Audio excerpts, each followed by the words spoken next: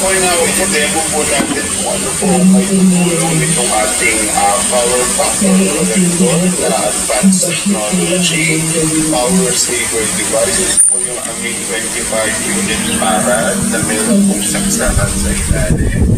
And we have also na mas malaki yung ating 15 unit farad advanced collector. Dahil kinakabit naman po ito sa may breaker na may parallel sa atin. Makakita ko na lang po yung picture dyan po sa baba ng video po na ito. So kung mas nakita po yung ninyo sa taas ng bill ng kuryente at kababayan, baka ito po ang maging solusyon po ninyo at tapusin niyo po itong video na ito para maintindihan po ninyo kung ano po ang may tutulong ng aming power factor device sa inyong mga tahanan para makatipid po kayo ng kuryente. So kung makikita niyo po dito, meron po tayong demonstration kit na nalipid po natin yung ating voltage, yung ating po ampere, at saka po yung watts. Ito po kulay green, ito po yung watts na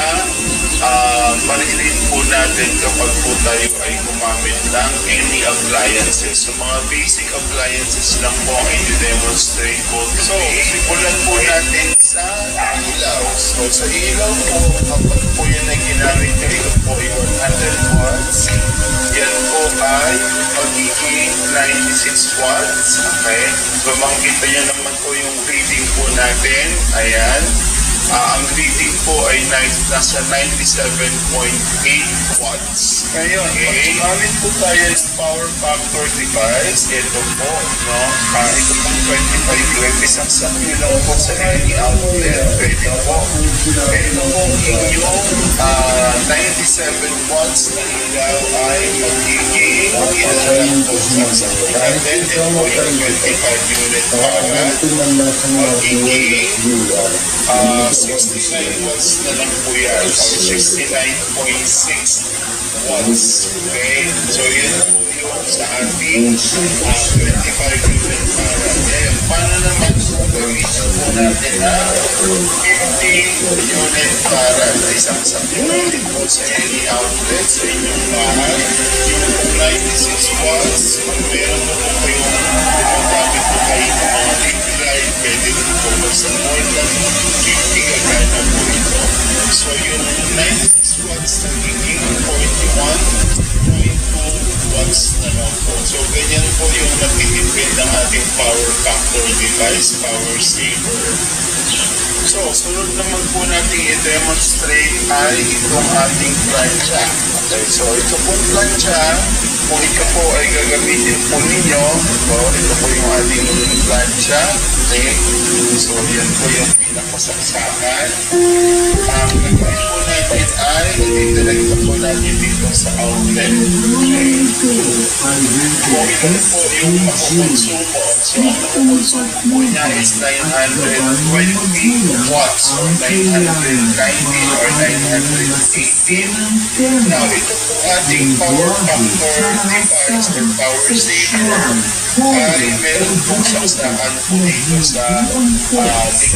So ito po ating 25 UF ay nakadesign po sa mga tinatawag na resistive appliances o yun pong mga umiinit. Pwede po saksak po dito directly dito sa pinakailalim. So pag sinaksak po natin ito sa ilalim at ginamit po natin yung plancha pagkakamitan ng extension, ito po ay magiging ilan na lang. Ayan. So pag ginamit nyo po siya yung ating plancha na 900 plus watts kanina ay magiging 61 watts na lang po. Ayan. Ito na naman po. 61 watts na lang po. Ito po yung ating plancha na po. So 61.3 watts. So ito po ay watts reducer. Okay? Ito po nakakatipid po sa kuryente.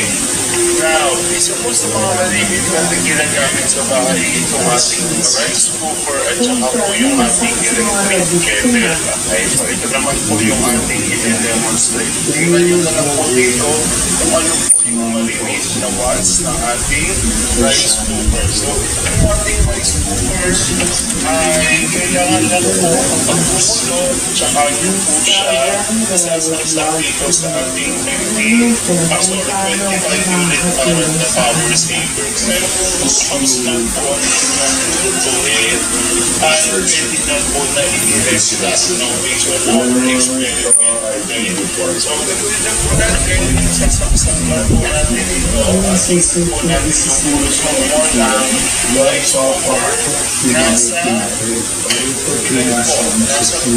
Nasa 688 watts po yan or 689 watts. Ay, makita niyo po. 689. Yan po na-on po yung ating rice cooker.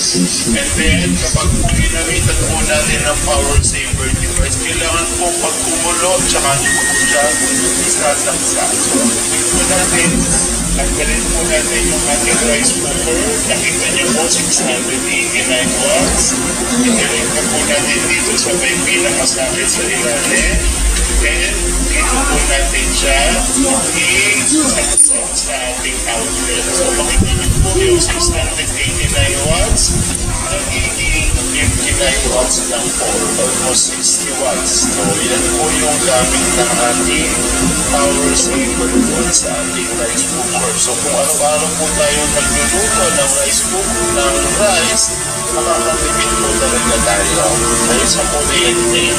So, punutin na po natin ito. Ang sunod po natin isasaksak is yung ating electric kettle. Okay?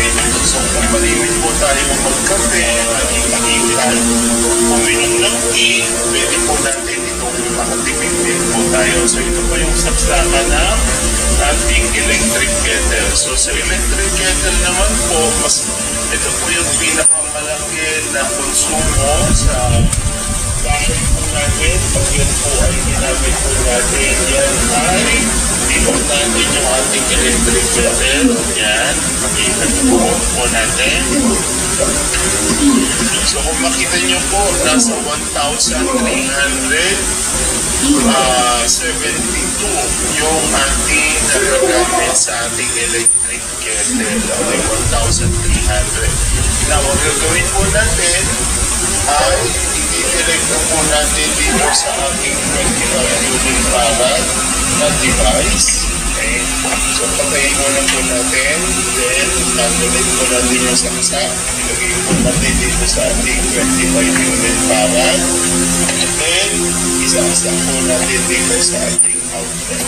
Mapapansin niyo po yung ating device ay magkukonsumo na lang po yan ng 63 watts. Pero disclaimer lang po, pag kayo po ay direktang nag-init ng water dito sa ating water meter na nakadirect sa akin. For example, 1 cup ay aabutin po yan ng mga 90 minutes, 90 seconds or 1.5 minutes. Pero pag kayo po ay gumamit itong ating power device ay aabutin po siya ng 3 minutes dahil may heating. Pero at least, ang nagagamit lang po ay 62 or 63 watts lang po. Kahit po yun na i-multiply nyo sa 3, mas makakatinis pa rin po kayo. Yun po yung ating gamit ng ating power saver sa ating electric kettle. So, makakatipid po talaga din kayo sa kuryente. So, sunod na po natin i-demonstrate itong ating electric fan. Okay, yung electric fan po, saka number 3. Okay, so sa number 3 po, pag sinaksak po natin yan, ito ang ating 25 itong ating electric fan. Ayan, gumagana po siya. Nasa 63 watts po ang gamit. Now, ito po ating 25 unit para hindi nyo siya pwedeng isaksak po dito dahil ito po ay resistive. Pag-resistive lang po ito. Ito po kasi ay inductive. Ano po kayo sabihin ng inductive? Yan po po ay may mga motor.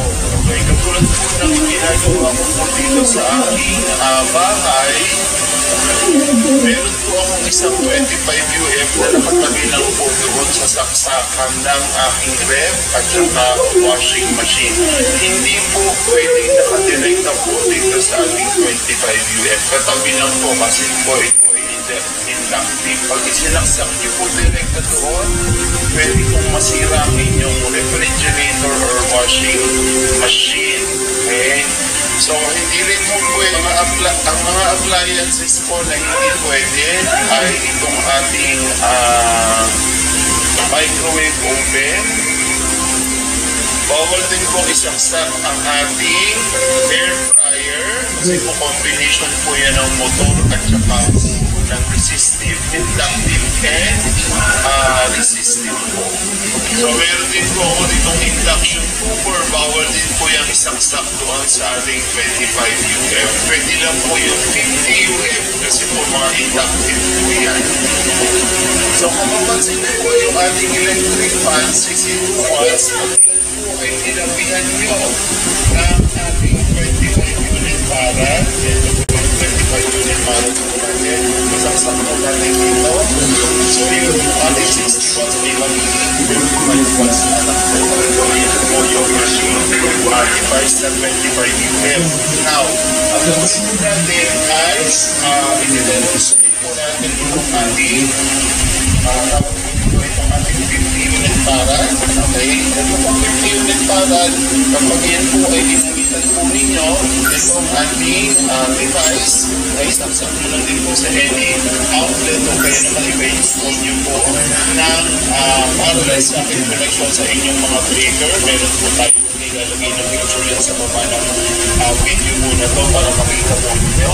Ayan. So, makita nyo po, yung ating pong 60 watts ay nagiging 7.2 watts na lang po pag ginamit po natin yung ating 50 unit para. So, yan po. So, yan po yung nagagawa po ng aming device. Kaya po kung gusto nyo po na makita pa yung iba po mga live demonstration dito sa aking page, no? Panoorin nyo lang po. At kung gusto nyo po maging part ng aming company, pwede po kayo maging distributor. Okay?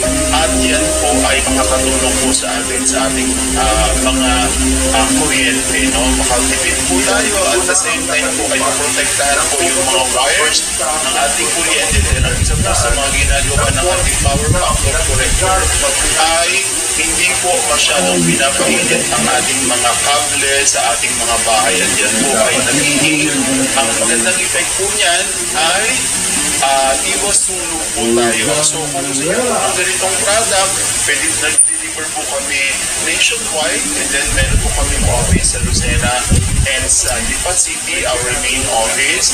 And yun nga po, bigal po kami, panoorin nyo lang po yung ating mga live video presentation dito sa aking page at i-follow nyo na rin po ako para mas maunawaan po nyo. At kung kayo po ay may question, ay message nyo lang po ang page na to o yung aking pong personal Facebook account. So maraming salamat po, and sana po ay nakatulong ang video demonstration na to sa mga gustong makatipid sa kuryente. Salamat po!